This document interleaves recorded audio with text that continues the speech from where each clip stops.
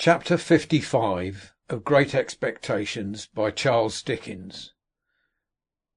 He was taken to the police court next day, and would have been immediately committed for trial, but that it was necessary to send down for an old officer of the prison ship from which he had once escaped, to speak to his identity. Nobody doubted it, but Compeyson, who had meant to depose to it, was tumbling on the tides, dead. And it happened that there was not at any time any prison officer in London who could give the required evidence. I had gone direct to Mr. Jaggers at his private house on my arrival overnight to retain his assistance, and Mr. Jaggers on the prisoner's behalf would admit nothing. It was the sole resource, for he told me that the case must be over in 5 minutes when the witness was there, and no power on earth could prevent its going against us. I imparted to Mr. Jaggers my design of keeping him in ignorance of the fate of his wealth. Mr. Jaggers was querulous and angry with me for having let it slip through my fingers, and said we must memorialise by and by, and try at all events for some of it. But he did not conceal from me that although there might be many cases in which the forfeiture would not be exacted, there were no circumstances in this case to make it one of them. I understood that very well. I was not related to the outlaw, nor connected with him by any recognisable tie. He had put his hand to no writing or settlement in my favour before his apprehension, and to do so now would be idle. I had no claim, and I had finally resolved, and ever afterwards abided by the resolution, that my heart should never be sickened with the hopeless task of attempting to establish one. There appeared to be reason for supposing that the drowned informer had hoped for a reward out of this forfeiture, and had obtained some accurate knowledge of Magwitch's affairs. When his body was found, many miles from the scene of his death, and so horribly disfigured that he was only recognisable by the contents of his pockets, notes were still legible, folded in a case he carried. Among these were the name of a banking house in New South Wales, where a sum of money was, and the designation of certain lands of considerable value.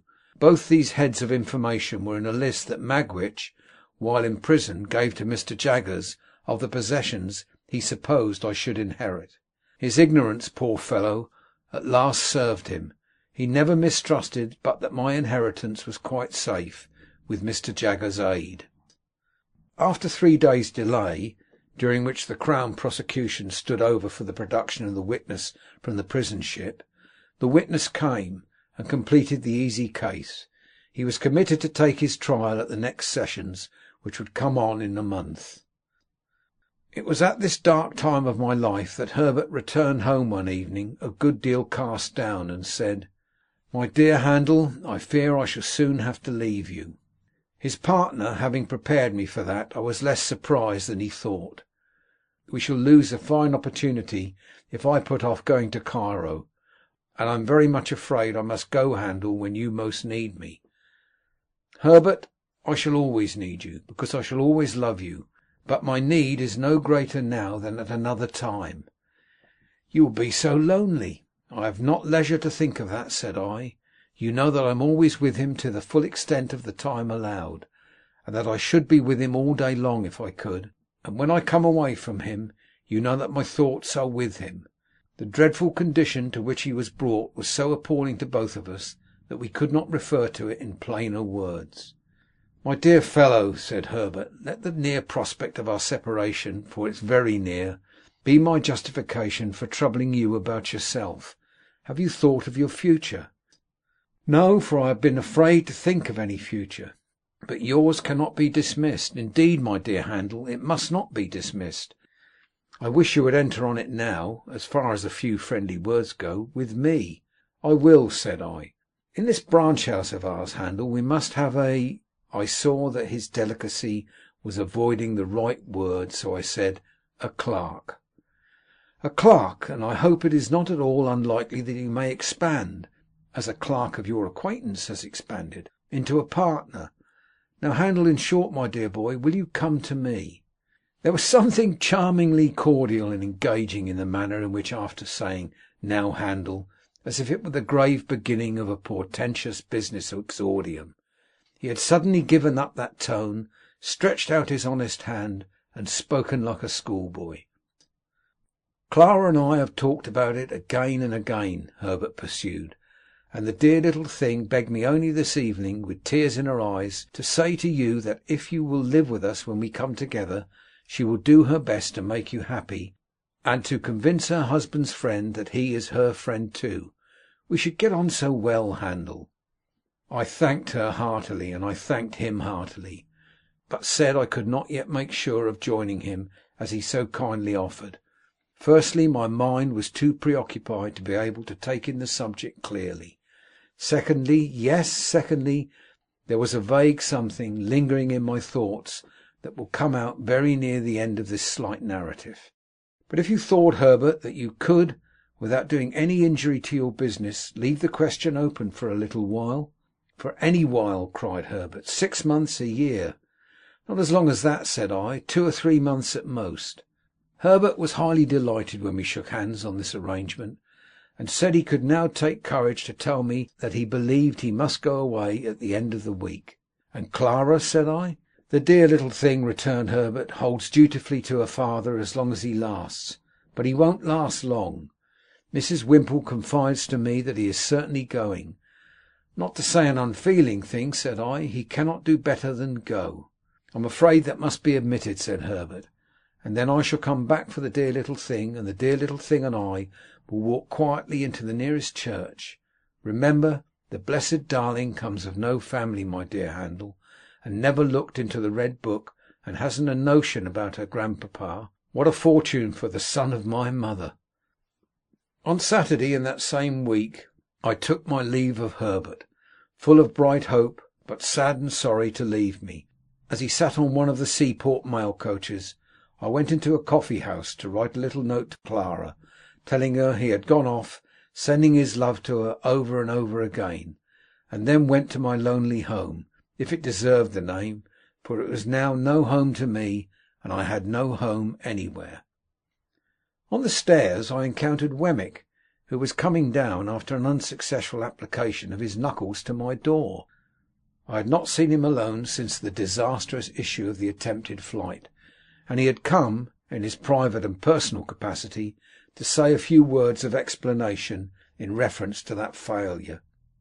"The late Compeyson," said Wemmick, "had by little and little got at the bottom of half of the regular business now transacted, and it was from the talk of some of his people in trouble, some of his people always being in trouble, that I heard what I did.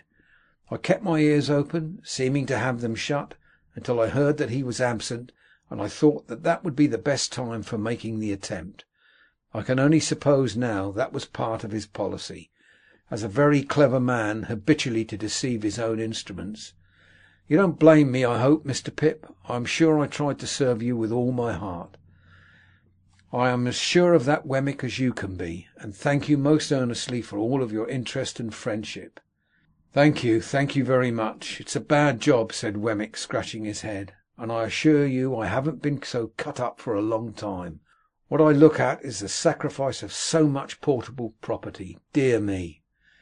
"What I think of, Wemmick, is the poor owner of the property." "Yes, to be sure," said Wemmick. "Of course there can be no objection to your being sorry for him, and I'd put down a £5 note myself to get him out of it. But what I look at is this. The late Compeyson having been beforehand with him in intelligence of his return, and being so determined to bring him to book, I do not think he could have been saved, whereas the portable property certainly could have been saved. That's the difference between the property and the owner, don't you see?" I invited Wemmick to come upstairs and refresh himself with a glass of grog before walking to Walworth. He accepted the invitation. While he was drinking his moderate allowance, he said, with nothing to lead up to it, and after having appeared rather fidgety, "What do you think of my meaning to take a holiday on Monday, Mr. Pip?" "Why, I suppose you have not done such a thing these 12 months?" "These 12 years, more likely," said Wemmick. "Yes, I'm going to take a holiday. More than that, I'm going to take a walk. More than that, I'm going to ask you to take a walk with me."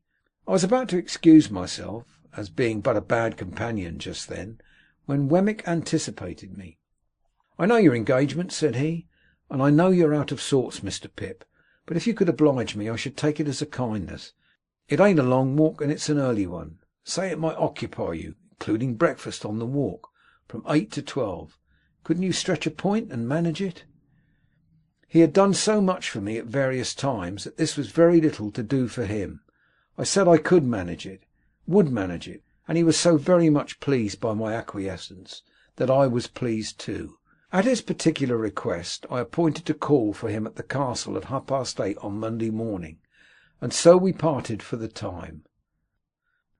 Punctual to my appointment, I rang at the castle gate on Monday morning, and was received by Wemmick himself, who struck me as looking tighter than usual, and having a sleeker hat on. Within there were 2 glasses of rum and milk prepared, and 2 biscuits. The aged must have been stirring with a lark, for glancing into the perspective of his bedroom, I observed that his bed was empty. When we had fortified ourselves with the rum and milk and biscuits, and were going out for the walk with that training preparation on us, I was considerably surprised to see Wemmick take up a fishing rod and put it over his shoulder. "Why, we are not going fishing," said I. "No," returned Wemmick, "but I like to walk with one."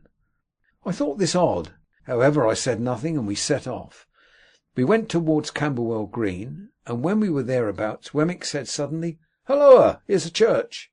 There was nothing very surprising in that, but again I was rather surprised, and when he said, as if he were animated by a brilliant idea, "Let's go in," we went in, Wemmick leaving his fishing rod in the porch, and looked all round.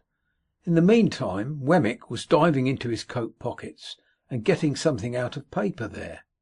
"Halloa," said he, "here's a couple of pair of gloves. Let's put 'em on." As the gloves were white kid gloves, and as the post office was widened to its utmost extent, I now began to have my strong suspicions.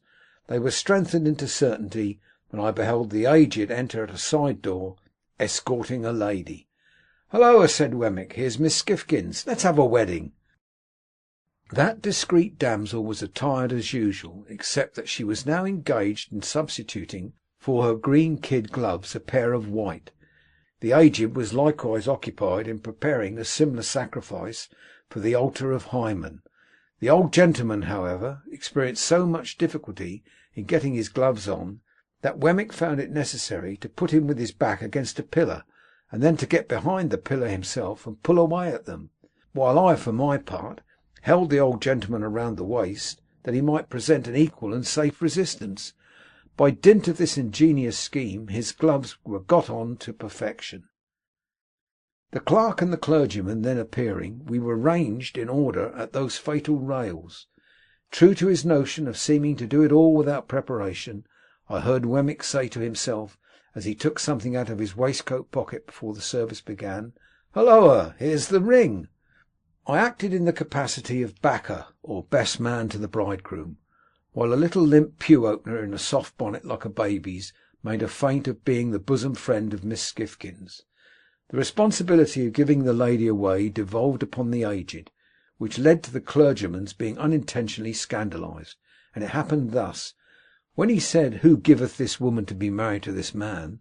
the old gentleman, not in the least knowing what point of the ceremony we had arrived at, stood most amiably beaming at the 10 Commandments, upon which the clergyman said again, "Who giveth this woman to be married to this man?"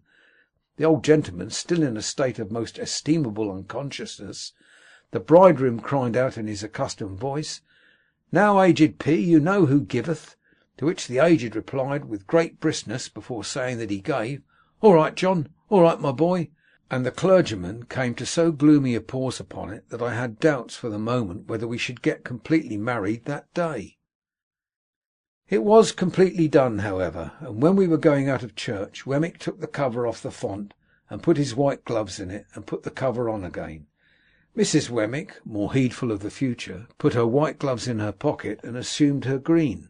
"Now, Mr. Pip," said Wemmick triumphantly, shouldering the fishing rod as we came out, "let me ask you whether anybody would suppose this to be a wedding party?" Breakfast had been ordered at a pleasant little tavern a mile or so away upon the rising ground beyond the green, and there was a bagatelle board in the room, in case we should desire to unbend our minds after the solemnity. It was pleasant to observe that Mrs. Wemmick no longer unwound Wemmick's arm when it adapted itself to her figure, but sat in a high backed chair against the wall like a violoncello in its case. and submitted to be embraced as that melodious instrument might have done. We had an excellent breakfast, and when anyone declined anything on the table, Wemmick said, "Provided by contract, you know. Don't be afraid of it." I drank to the new couple, drank to the aged, drank to the castle, saluted the bride at parting, and made myself as agreeable as I could. Wemmick came down to the door with me, and again I shook hands with him and wished him joy. "Thank'ee," said Wemmick, rubbing his hands. "She's such a manager of fowls, you have no idea. You shall have some eggs, to judge for yourself. I say, Mr. Pip," calling me back and speaking low, "this is altogether a Walworth sentiment, please." "I understand. Not to be mentioned in Little Britain," said I. Wemmick nodded.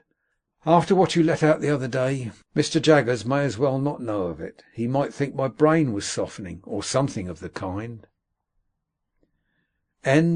Chapter 55